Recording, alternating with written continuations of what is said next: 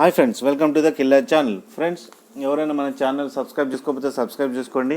Friends, ఎవరైనా మీ dogs అమ్మాలనుకుంటే మా ఛానల్ వాట్సాప్ నెంబర్కి మెసేజ్ పెట్టండి. ఫ్రెండ్స్, ఇవాళ మీకోసం పమేరియన్ పప్పీస్ తీసుకొచ్చాను.